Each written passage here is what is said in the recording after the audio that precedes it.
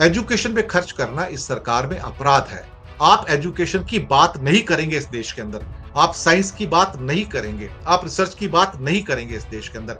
अगर आप नहीं करेंगे, तो फिर आप प्रोग्रेस नहीं कर सकते। लेकिन जिस देश में एजुकेशन की इज्जत नहीं है, 1 लाख करोड़ का बजट है सेंट्रल गवर्नमेंट का टोटल मिला के एजुकेशन का। और ये मुश्किल से मुझे लगता है कि पिछले 11 सालों में जो 0.65% का मनमोहन सिंह के टाइम में जीडीपी का देते थे, अब 0.25 पे आ गया। हम हमेशा से कहते आए कि चाइना ने अपनी क्रिटिकल टेक्नोलॉजी के अंदर मास्टरी इतनी कर ली है कि सारे देश उसके सामने झुकते हैं। अमेरिका भी झुकता है और साथ में जापान भी झुकता है और कोरिया भी झुकता है। किसी के पास कोई रास्ता नहीं है। हम चाइना की पावर को शायद पहचान नहीं पा रहे हैं। चाइना हमको क्रिपल कर रहा है हर फील्ड के अंदर। अब पाकिस्तान को चोट लगी है तो अल्टीमेटली चाइना को चोट लगती है, क्योंकि उसके अंदर जीने मरने का आपस में उनके कस्में वादे हैं ना पाकिस्तान के साथ। एक डर ये है दुनिया में कि India as a emerging economy is a threat to some of the bigger powers actually economically. और शायद वो नहीं चाहेंगे कि इंडिया या इस दुनिया के अंदर एक और महाशक्ति उभरे। सरकारें दरअसल क्या है कि प्रॉफिट सोचती हैं। हर चीज में प्रॉफिट नहीं होता साहब। हम 65 साल जीतते रहे, हम अगले 11 साल में हार गए। नमस्कार, मैं हूं संजीव श्रीवास्तव। आप देख रहे हैं 4 पीएम न्यूज नेटवर्क। मित्रों, भारत पाकिस्तान के बीच संघर्ष जो हुआ है अभी पहलगाम आतंकी नरसंहार के बाद ऑपरेशन सिंदूर चलाया गया और उस दौरान जो संघर्ष हुआ, तो संघर्ष और फिर विराम और अब उसके बाद से लेकर जो स्थितियां हैं, इन सब के बीच एक बार फिर भारत की कूटनीति की जो स्थिति है या विदेश नीति है, फिर वो उजागर हुई है और बहुत सारे प्रश्न, चाहे वो कूटनीतिक मसले से जुड़े हुए हों या विदेश नीति से जुड़े हुए हों, सवाल पूछे जा रहे हैं। प्रधानमंत्री नरेंद्र मोदी जी किसी बात का जवाब नहीं दे रहे हैं। सरकार को जो जवाब देना चाहिए वो आ नहीं रहे हैं। और जो ऑपरेशन सिंदूर है, उसे कहीं ना कहीं जो राजनीतिक लाभ लेना है, उसे भुनाने में प्रधानमंत्री जी लग चुके हैं। ताबड़तोड़ उनकी जो यात्राएं देश के अलग अलग राज्यों में हो रही हैं। अभी जब ये मैं प्रोग्राम रिकॉर्ड करना आरंभ कर रहा हूं, आज 31 मई का दिन है और इस समय 11:15 बज रहे हैं, तो प्रधानमंत्री नरेंद्र मोदी भोपाल में हैं। महिला सम्मेलन कर रहे हैं और उसमें निश्चित तौर पर पीछे जो कहीं एक निगाह है, नजर है, तो वो भारतीय जनता पार्टी का जो वोट बैंक है, उस पर है। अभी हम बीते 3-4 दिनों से देख रहे हैं लगातार, वे पहले गुजरात में 2 दिन रहकर आए, फिर बिहार रहकर आए और आज पहुंचे हुए हैं मध्य प्रदेश की राजधानी भोपाल। तो ये सब तो चल रहा है। उधर हम ये देख रहे हैं कि दुनिया के जो देश थे, जो संघर्ष हुआ हमारा, उस संघर्ष के दौरान भारत बहुत अलग थलग पड़ा हुआ नजर आया। बहुत मुल्कों ने हमारा साथ जो उम्मीद थी नहीं दिया गया और इसके बाद जो हमें दुनिया के देश हैं वहां अपनी स्थिति को साफ करना चाहिए। स्वयं प्रधानमंत्री जी को जाना चाहिए, जो और बड़े लोग हैं उन्हें जाना चाहिए, तो वो तो जान ही रहे हैं। और डेलीगेशंस गए हुए हैं और डेलीगेशन की स्थिति क्या है वो हम देख रहे हैं, पा रहे हैं। उधर जो मोदी जी के खास मित्र हैं, डोनाल्ड ट्रंप, वो बाज नहीं आ रहे हैं। उन्होंने तो यही कहा है कि जो सीज फायर कराया था, हमने कराया है, कई बार कह चुके। और मैं जब ये प्रोग्राम मैं पुनः कहूंगा रिकॉर्ड कर रहा हूं, तो आज भी उनकी ओर से निकल कर आया है कि उन्होंने पुनः कहा है कि जो ये सीज फायर था वो उन्होंने ही कराया है। ये सब तो अपनी जगह है।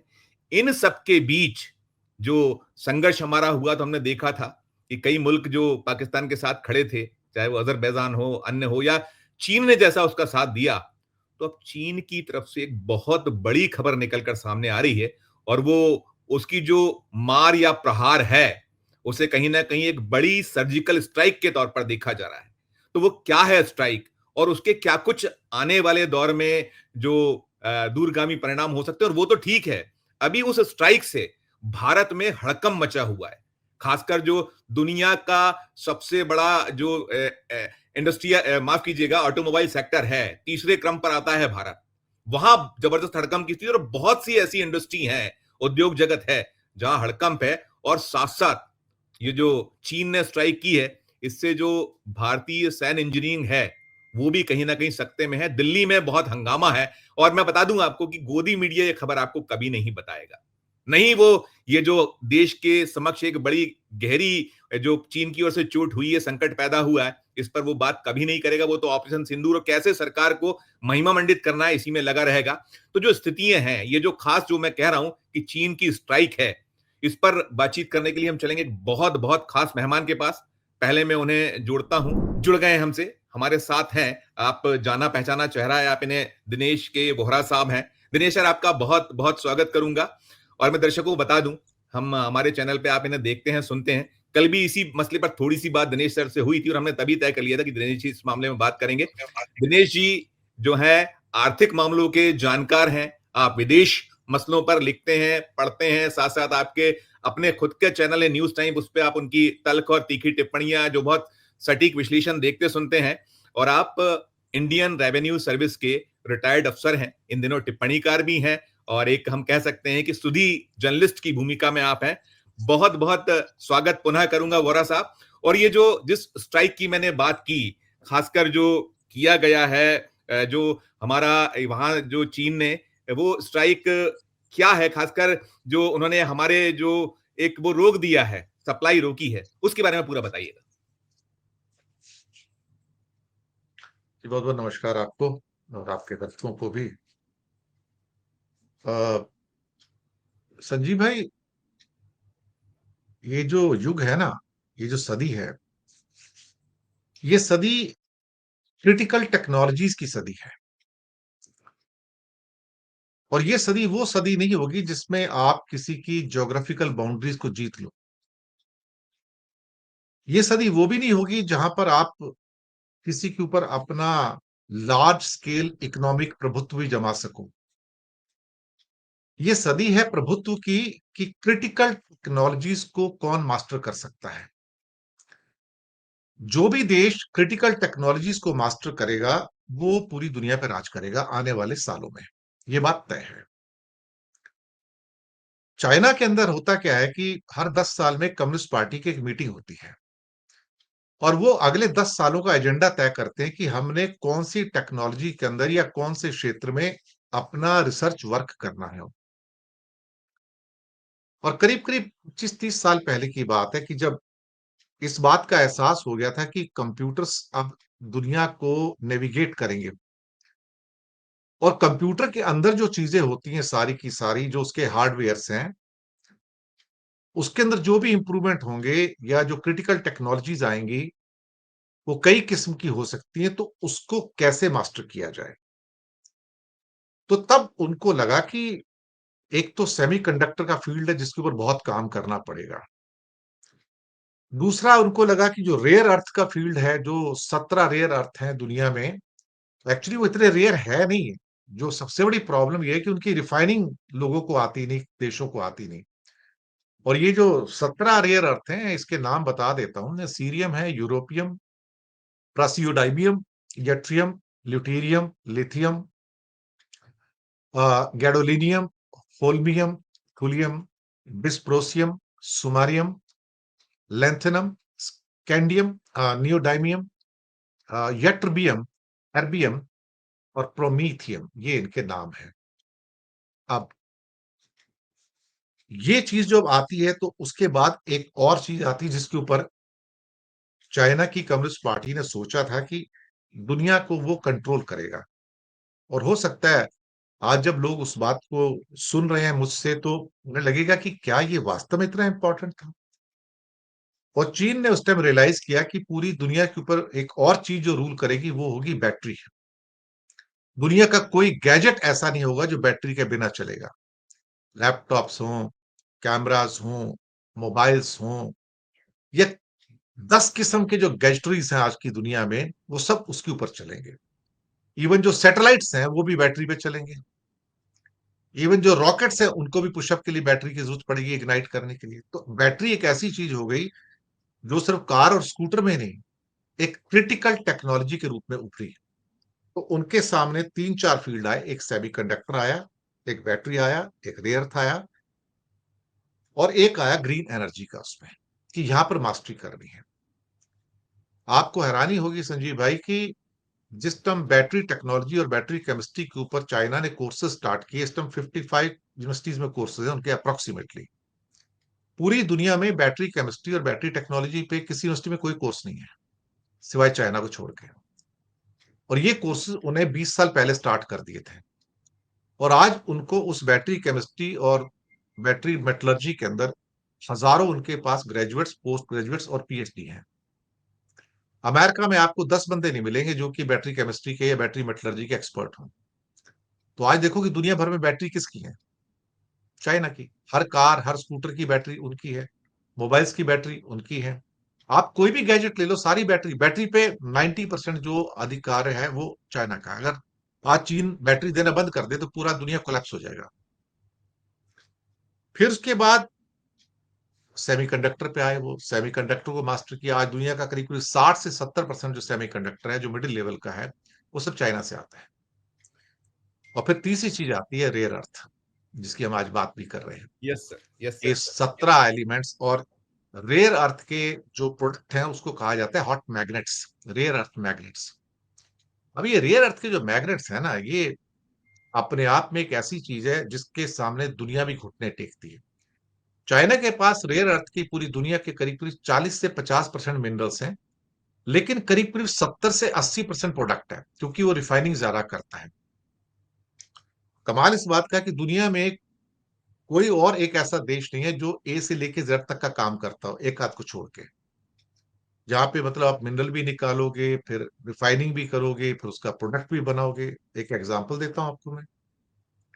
अमेरिका के पास बहुत ज्यादा मिनरल्स नहीं है, लेकिन जितने भी हैं वो उसको फाइनल प्रोडक्ट तक नहीं लेके आ पाता है। तो उसका प्रोसेस वो निकालेगा, निकाल के फिर ये बोलेगा थोड़ा-सा सेकंड मैं प्रोसेस बहुत के क्षमा अंदर। चाहता हूँ, मैं बहुत क्षमा चाहता हूँ कि हम ये तो ठीक है, आप जो उदाहरण तो ठीक है आएँगे, लेकिन जो ये हमारा जो रेयर अर्थ को सप्लाई रोकी गई, क्योंकि मैं इसमें ये देख रहा था कि हमारा जो ऑटोमोबाइल सेक्टर है और खासकर बजाज ऑटोमोबाइल के जो ईडी हैं राकेश शर्मा जी, उनका जो कल एक बयान आया है, वो बड़ा चिंताजनक है। वो कह रहे हैं कि जुलाई के बाद पूरी इंडस्ट्री ठप हो सकती है यदि ये सप्लाई तत्काल चालू नहीं हो पाई तो, क्योंकि 45 दिन का वक्त दे रहे हैं जो आवेदन हाँ, पहुंचे हुए हैं। आपने कुछ चीजें उसमें स्पष्ट की थी, मैंने जब जी। आपसे बात कर रहा था।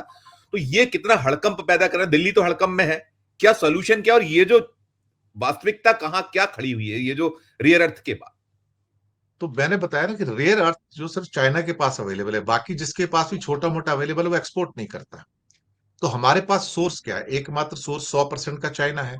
Yes sir. और चाइना अगर ये स्ट्राइक हम पे कर देता है, जैसे कि किया उसने अभी, तो हम मुसीबत में आए। और बजाज के जो एग्जीक्यूटिव डायरेक्टर, उन्होंने बड़ी क्लियर कट बात कही कि हमारे पास अगर रेयर अर्थ नहीं मिलता तो जुलाई से प्रोडक्शन ठप हो जाएगा।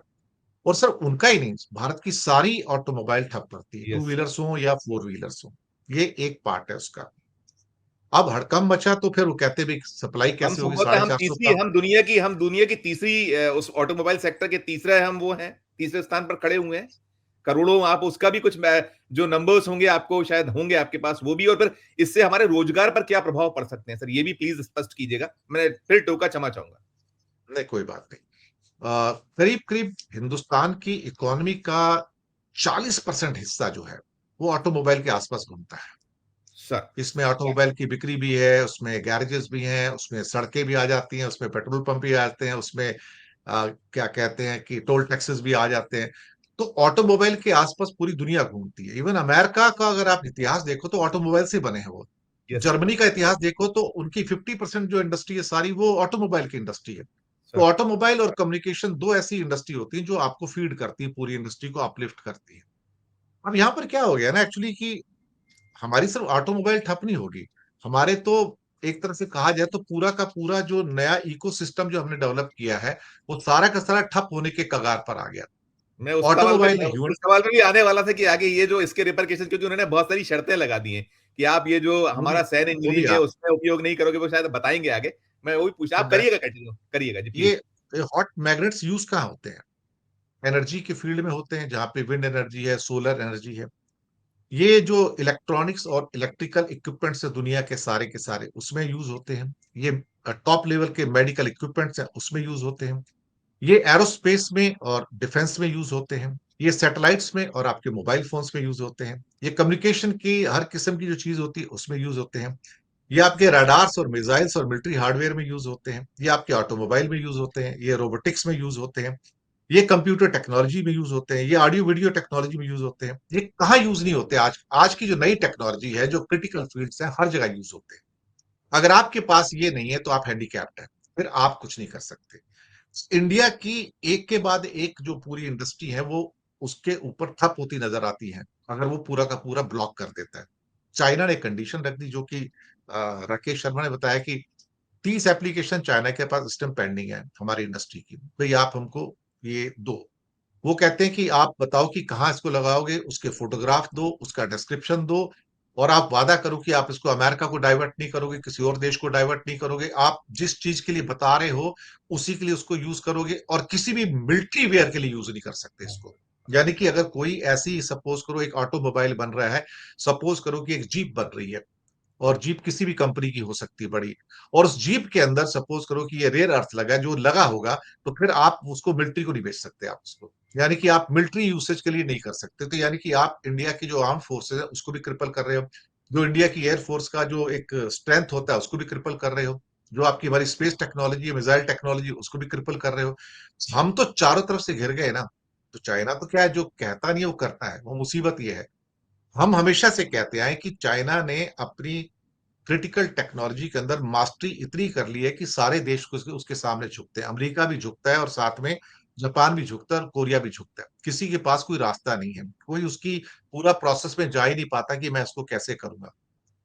अब इसको क्या समझा जाए इस दुनिया में, ये जो सारा का सारा मसला निकल के आया जो चाइना ने किया है, जिससे हमारी सरकार परेशान है। इसलिए आप सुनेंगे कि बायकॉट टर्की या बायकॉट अजरबैजान है, लेकिन बायकॉट चाइना नहीं है, क्योंकि चाइना को बायकॉट करने का मतलब है कि कई ऐसी चीजें हैं जो हम चाइना पे 100% डिपेंडेंट हैं, और वो नहीं आती तो हमारी इंडस्ट्री कोलैप्स हो जाती है। इसलिए हमको थोड़ा सा संभल कर चलना पड़ता है। यहाँ पर दादागिरी से काम नहीं चलेगा, यहाँ पर वो शोबाजी से काम नहीं चलेगा, यहाँ पर समझदारी से काम चलेगा। और फिर हमें ये सोचना चाहिए कि आज सैकड़ों हजारों करोड़ के हम सेमीकंडक्टर के प्लांट्स लगा रहे हैं। ये सेमीकंडक्टर के जो प्लांट्स, जो प्रोडक्ट हैं, वो भी रेयर अर्थ के बिना पूरे नहीं होते हैं। हम बहुत सारे आज की डेट में मिलियंस ऑफ अपना मोबाइल फोन इंडिया में असेंबल कर रहे हैं, सैमसंग के हों, एलजी के हों, एप्पल के हों। अच्छा, उसके अंदर भी रेयर अर्थ आता है। तो यानी कि चाइना अगर इसको रोक देता है तो ये तो हमको सब जगह हिट कर देगा ना अल्टीमेटली। ऐसी कोई जगह नहीं है जहां पे वो इंडिया को हिट नहीं करेगा। दूसरा, अगर मैं एपीआई का एग्जांपल लूं, जिससे दवाइयां मैं फिर सारी एपीआई बनती के हैं पहले दुनिया में। एपीआई पे मैं आऊंगा। मैं पूछना चाहूंगा कि ये चाइना को किस चीज पे हमारी, देखिए अभी प्रधानमंत्री जी ने 2 दिन पहले कहा था, वो कह रहे थे कि उन्होंने नाम नहीं लेते हैं चीन का, वो धीरे से कहते हैं कि छोटी आंख वाले गणेश जी। उन्होंने ये भी कहा कि जो विदेशी सामान है उसकी सूची बनाई है। सच क्या है वो जानते, कितने हजारों करोड़ का आप बिजनेस कर रहे हैं, चाइना से आयात कर रहे हैं हर चीज का। और ये जो सब कहना, क्योंकि ये भी आपने जैसे एप्पल फोन के हमारे आंकड़े थे कि हम चाइना से शायद ज्यादा असेंबल कर पा रहे थे, भी जो मार्च अप्रैल के आंकड़े आए हुए हैं। तो ये क्या, इसको उसको कौन सी चीज हर्ट की हुई, और वो उसकी जो अदावत या लड़ाई तो फिलहाल में चल रही थी यूएस से।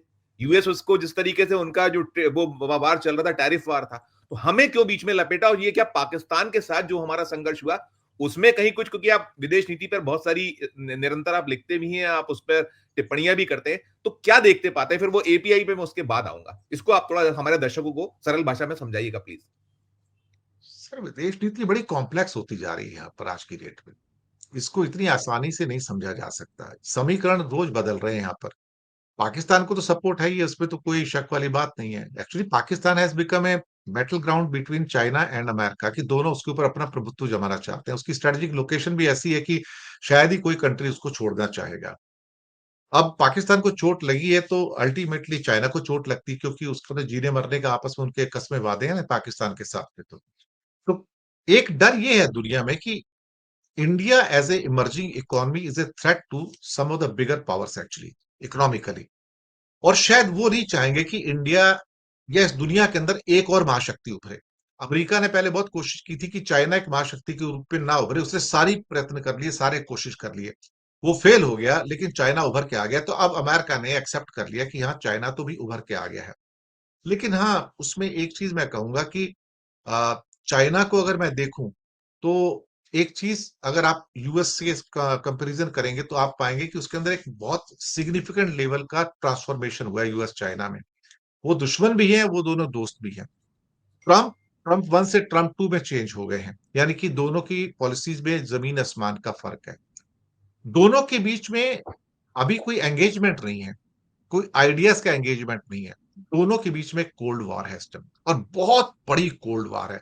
लोग इसको रियलाइज नहीं करेंगे। और दोनों के बीच में एक स्ट्रेटजिक कंपटीशन है। कंपटीशन है कि कौन सुपरमेसी की पोजीशन में आएगा, साइंस में हो, टेक्नोलॉजी में हो, इंजीनियरिंग में हो, मेडिसिन में हो, मिलिट्री पावर में हो। इंटरनेशनल इन्फ्लुएंस में हो, बीआरआई जिसको कहते हैं, बॉर्डर रोड इनिशिएटिव हो। तो ये जो कोल्ड वॉर जो इमर्ज हुई है, जिसका एक जो लेटेस्ट एग्जांपल है, जो मैंने शायद अपने आज के एक सुबह के इशू बताया था कि चाइना ने अपना यूएनओ फ्लोट कर दिया। ये दुनिया के लिए हैरानी की बात है कि International Organisation for Mediation float करके उसने अपनी पावर दिखाई है कि मैं क्या हो सकता हूं। अमेरिका भुचक्का है, वेस्ट भुचक्का है, चाइना ने किया क्या? हांगकांग को हेडक्वार्टर बना दिया और 85 देश उसकी ओपनिंग कन्वेंशन में आए। इससे पता लगता है कि चाइना का दुनिया में प्रभुत्व कितना है। और 33 country become the founding member of that one, उसमें साइन कर दिए कल उन्होंने। ये दुनिया में शायद मैं कहूंगा कि इंटरनेशनल ऑर्गेनाइजेशन फॉर जो मीडिएशन आया है, ये इन 25 सालों की सबसे बड़ी घटना है दुनिया की। इससे बड़ी कोई घटना नहीं है। China has created rival to UNO और बताया कि तुम निकम्मे हो, तुम कुछ नहीं कर सकते हो। और चाइना ने इस कोल्ड वॉर में एक नया फेस पेश किया, हमें पहचानने की जरूरत है विदेश नीति में। चाइना कहता है कि दुनिया मुझे समझती है कि मैं एग्रेसर हूं। चाइना कहती है कि मैं लोगों की जमीनें हड़प कर जाता हूं। लेकिन अब चाइना कहता है मैं आपके सामने भगवान बुद्ध के रूप में आ रहा हूं। मैं एक मीडिएटर हूं। मैं दुनिया में शांति चाहता हूं। मैं चाहता हूं कि दुनिया के अंदर मेरी वजह से मीडिएशन हो, आपकी देशों के बीच के मसले सॉल्व हो, कंपनियों के बीच में मसले सॉल्व हो। और इस कन्वेंशन को अटेंड किसने किया था? 20 इंस्टीट्यूशन ने। उसमें सबसे बड़ी इंस्टीट्यूशन जिसने अटेंड किया वो कौन था? United Nation. कमाल की बात है कि China convinces United Nation to come to this convention, जो उसके राइवल यूएनओ को खड़ा कर रहा है। आप चाइना का प्रभाव देखिए कि डिप्लोमेटिकली कितना बड़ा है और टेक्नोलॉजिकली कितना बड़ा है। अब यहां से जो कोल्ड वॉर स्टार्ट होती है, ये और ज्यादा इंटेंस होगी इस समय। एक क्वेश्चन उठता है, ये जो कॉम्पिटिटिवनेस है अमेरिका के साथ, क्या ये एब्रप्ट है या प्लान्ड है, या फिर ये चाइना को एक बार फिर से रिजुविनेट कर रही है कि मैं ठंडा पड़ गया था, तो ये जो अमेरिका के साथ जो कॉम्पिटिटिवनेस है, ये उसको फिर से एक नए प्लेटफॉर्म पे एक मोटिवेट करके एक नया एक डोमेन प्रोवाइड करेगा। चाइना से क्या अमेरिका या भारत डीकपल हो सकते हैं या डी लिंक हो सकते हैं? पता ही नहीं हो सकते, बिल्कुल भी नहीं। ये सबके लिए कॉस्टली है। चाइना वो नहीं चाहेगा। लेकिन अमेरिका का एक डिसीजन जो अभी आता है, जो कहते हैं कि जो भी क्रिटिकल टेक्नोलॉजी में चाइनीज स्टूडेंट्स हैं, उनके वीजास कैंसिल कर दिए जाएंगे। ये फियर क्यों है सब? क्योंकि वो स्टूडेंट निकलेंगे, अपने कंट्री में वापस जाएंगे और उन क्रिटिकल टेक्नोलॉजीज के अंदर चाइना को एम्पावर करेंगे। तो जो रेयर अर्थ के जो बैन आ रहे हैं इस टाइम, वो सारे के सारे उसको उसी लाइट में देखा जाए। मैं समझता हूं कि जितनी भी क्रिटिकल टेक्नोलॉजी है, सेमीकंडक्टर अमेरिका उस पर डिपेंडेंट है, इंडिया डिपेंडेंट है, बैटरी टेक्नोलॉजी 90% डिपेंडेंट है, solar energy 100% world is dependent sir on that, बल्कि 99% कहा जाए। इसका एक अंदाजा लगाइए कि अ, चाइना के जो वेफर्स और इनगोट्स होते हैं सोलर के, वो उसका जो प्रोडक्शन है पिछले साल का, वो 32 लाख टन का है। 32 लाख टन का। और उसके मुकाबले जो दुनिया का सेकंड प्रोडक्शन सेंटर है वो जर्मनी है, जो 75,000 टन है। क्या कहीं कोई कंपैरिजन है? तो आप सोच सकते हो कि बैटरी टेक्नोलॉजी हो या ग्रीन एनर्जीज हो या रेयर अर्थ हो, कहीं पे कोई कसर छोड़ी नहीं। और उसने हर चीज पे मास्टरी हासिल कर ली है, दुनिया को गुलाम बना लिया है। और अब ये नई ऑर्गेनाइजेशन लॉन्च करके वो कहता है मैं तो भगवान बुद्ध हूं, मेरे पे यकीन करो।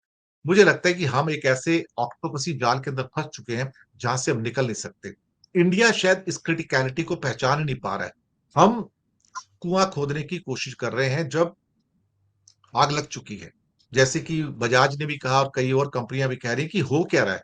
और आप इसके अंदर जो अपनी जो नई सलाहियत है कि रिफाइनिंग की करनी है और वहां तक लेके जाना है, आप पहुंच नहीं सकते। आपको 10 साल और चाहिए होंगे कम से कम।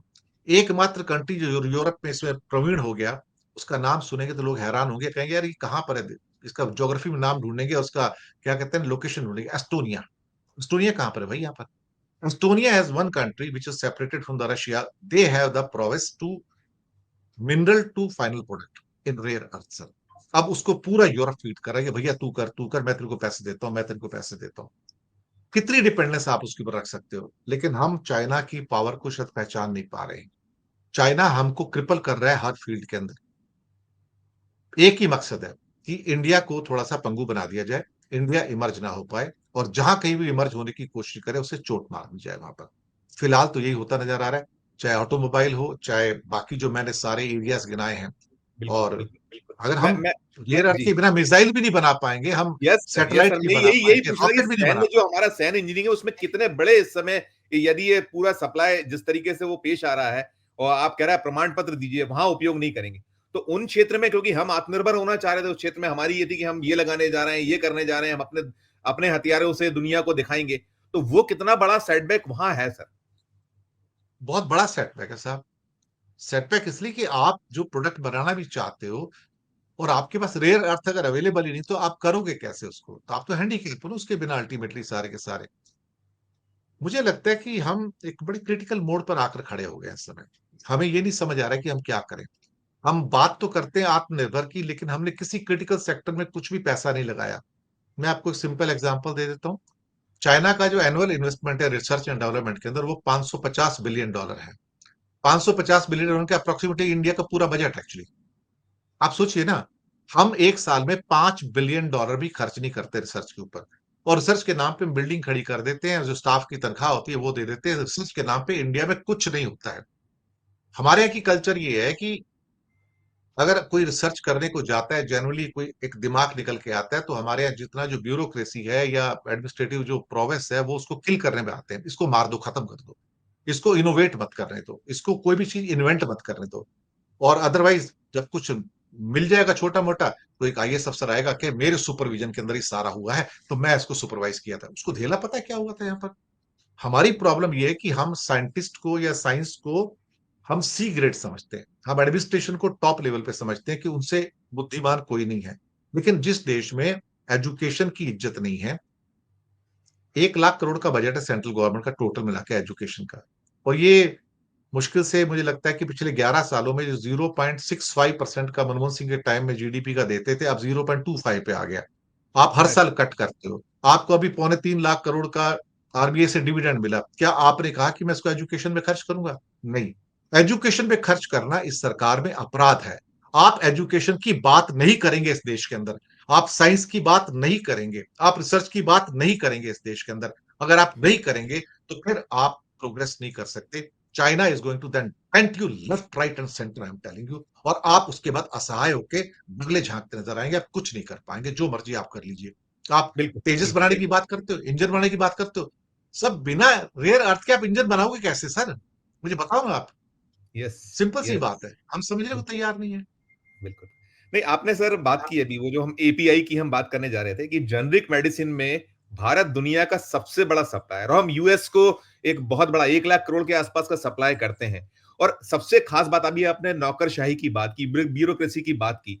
हम देखते हैं, पाते राहुल गांधी निरंतर कह रहे हैं कि आप उद्योगों को बचाइए, जो छोटे उद्योग हैं, मझोले उद्योग हैं, जो हमारी इंडस्ट्री है भारत की, उसको, उस सेक्टर को आप, लेकिन सुनने को तैयार नहीं, जो आपने बात की। और इसमें बहुत बड़ी वजह है सर, जो हमारे यहाँ लाल फीताशाही, इंस्पेक्टर राज कहने को है, मोदी सरकार और डबल इंजन की हमने सब खत्म कर दिया।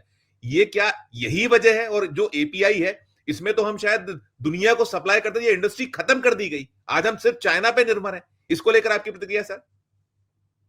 एक टाइम था कि हम दुनिया में काफी अग्रणी थे इसके अंदर, और हमारे पास बड़ी बड़ी कंपनियां थी जो एपीआई बनाती थी। एपीआई का मतलब होता है एक्टिव फार्मास्यूटिकल इंग्रेडिएंट्स, इसका पूरा नाम ये है।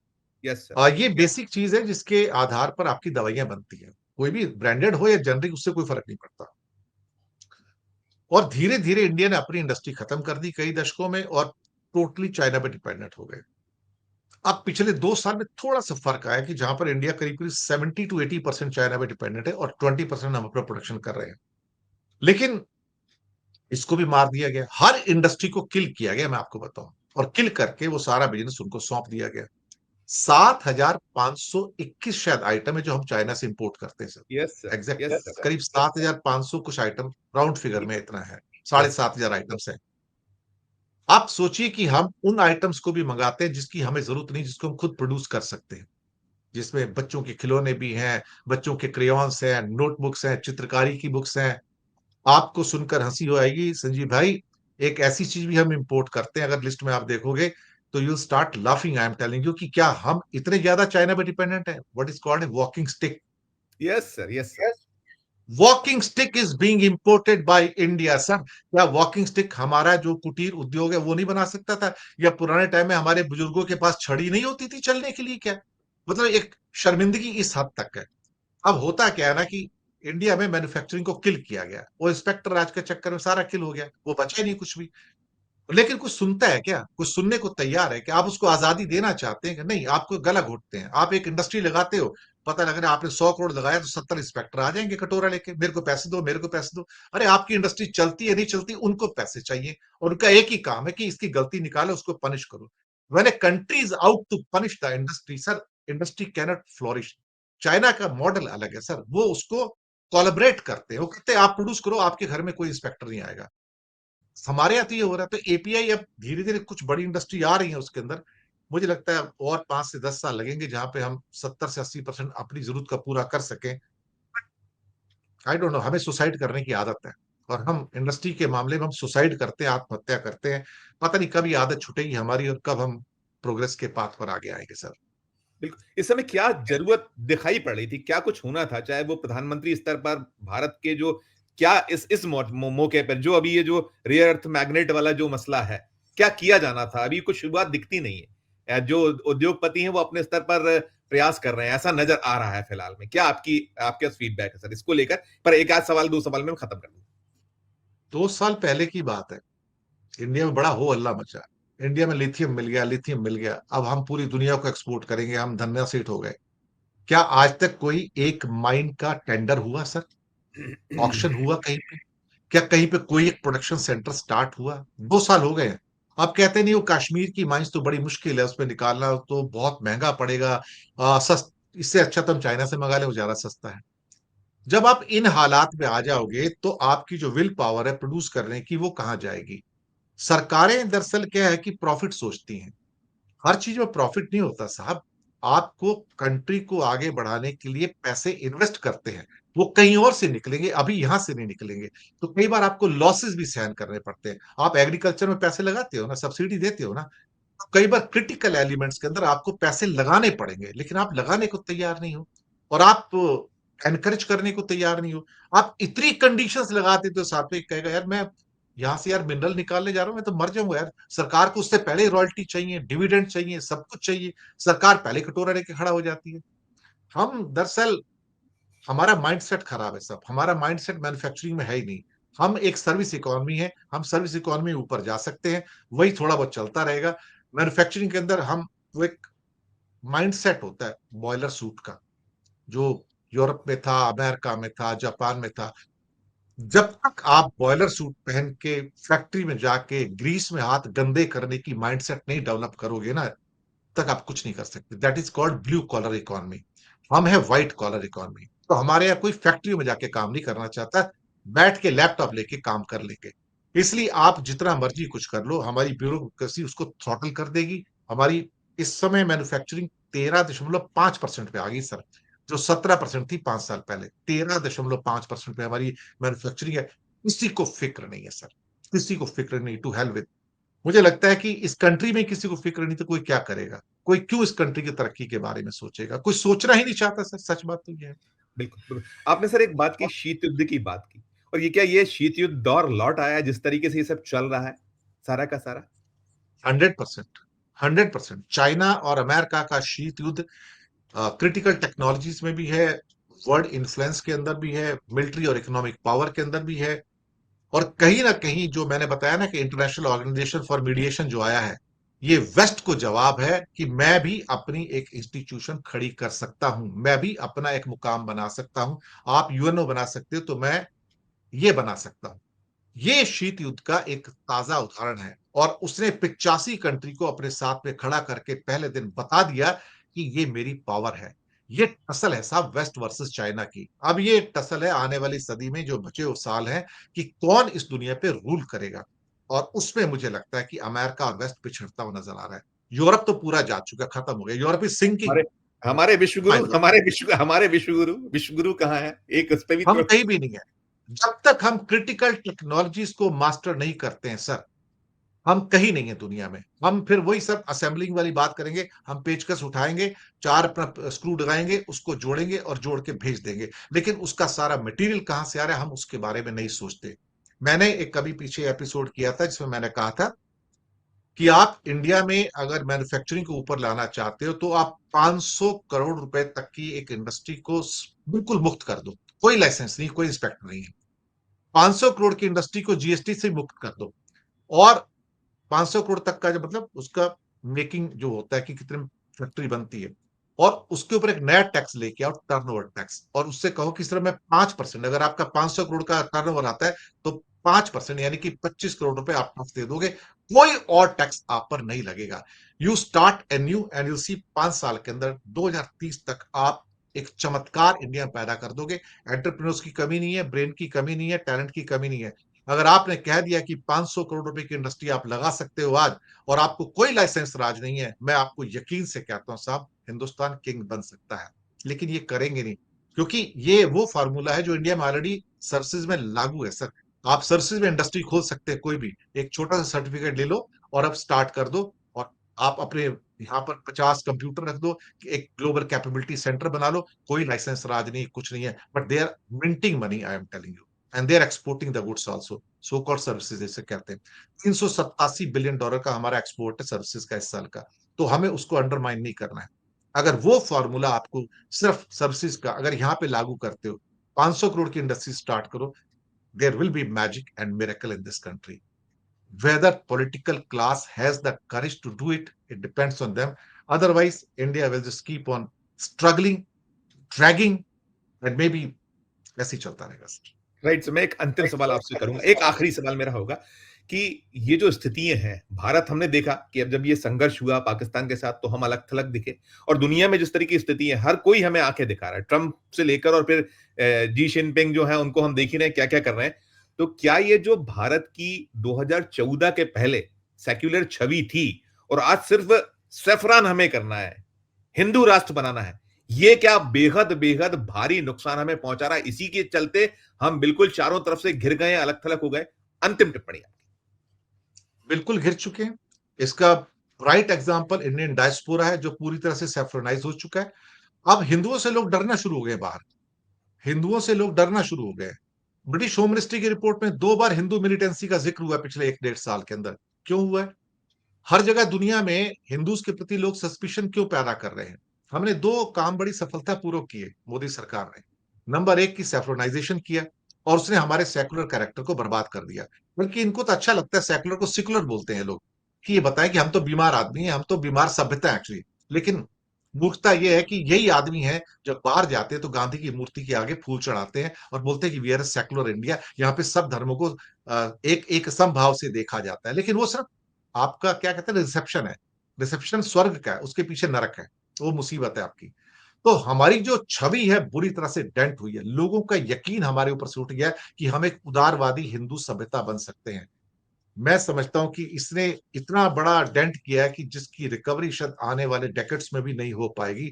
ये कारण है कि दुनिया हमसे छिटक रही है, डिप्लोमेटिकली हमसे आइसोलेट हो रही है, और समझते हैं कि अगर इंडिया को कहीं ज्यादा मजबूत कर दिया गया, India can be a threat to the world, Hindus can be a threat to the world. अब जो लोग कहते नहीं हिंदू उदारवादी हैं, लेकिन जो चेहरा निकल कर सामने आ रहा है वो उदारवादी चेहरा नहीं है, वो कट्टरवादी चेहरा निकल के आ रहा है। तो इसलिए इस्लामोफोबिया के साथ हिंदू फोबिया निकल के आ रहा है, और हम फिर जाके वही बार गुण गाते हैं कि नहीं यार वो ऐसा है ना कि किसी भी धर्म का टेररिज्म से कोई ताल्लुक नहीं होता, जस्टिफाई करने की कोशिश करते हैं लेकिन हो नहीं पाता। एक और क्वेश्चन था आपका, क्या था जो साथ में था आपका?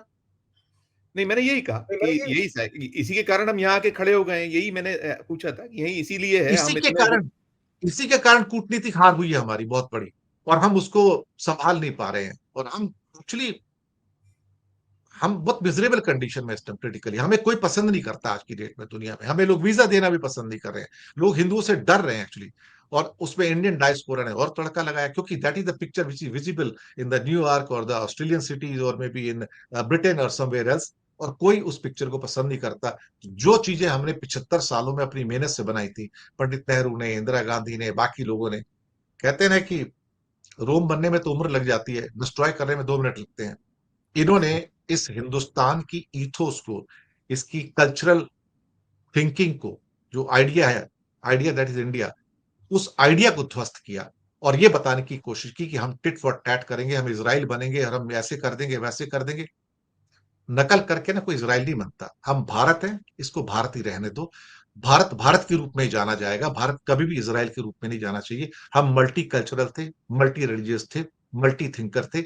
हमारी जो मल्टी एक जो थिंकिंग है ना, जब हम उस फैब्रिक को मेंटेन करेंगे, उस टेक्सचर को मेंटेन करेंगे, तभी हम भारत रहेंगे। अदरवाइज़ फिर भारत आपको अंदर से बटा हुआ नज़र आएगा, जैसे आज है। जो बटा हुआ देश होता है ना अंदर से, वो फिर बाहर के शत्रु का सामना नहीं कर पाता है और फिर बाहर वाले भी आप पर यकीन नहीं करते हैं। यहाँ पर हम हार गए। हम 65 साल जीतते रहे, हम अगले 11 साल में हार गए। क्या कहा जाए साहब?